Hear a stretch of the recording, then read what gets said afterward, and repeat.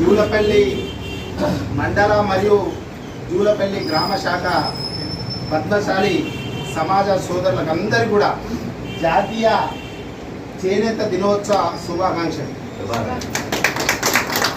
ఈరోజు ఒక ప్రాంతమే కాదు, యావత్ దేశం ప్రపంచంలో కూడా చేనేత లేనిది ఈ సృష్టి లేదన్నట్టు.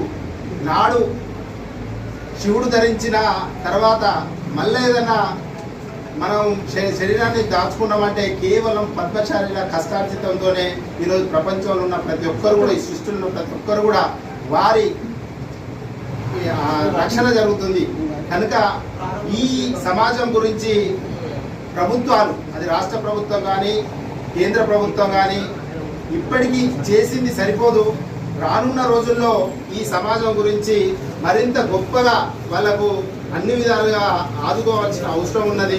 చేనేత జాతీయ ఉత్సవాలని ప్రభుత్వాలు కానీ మాలాంటి వాళ్ళు ఇట్లా వచ్చి సన్మానం చేసే కాదు, ఈ సమాజం సంబంధించిన అనేక మంది నిరుపేదలు ఉన్నారు. ఒకనాడు బ్రిటిష్ ప్రభుత్వంలో సాంచాలు మన ఎంతో గొప్పగా వెలిసిన ఈ పద్మశాలి సమాజం రాను రాను రాను రెడీమేడ్ దుస్తుల ద్వారా మిషనరీ వ్యవస్థలో కార్మికులందరూ కూడా, దీని సమాజంలో పనిచేస్తున్న కార్మికులందరూ కూడా కనుమరుగయ్యే పరిస్థితి ఉంది.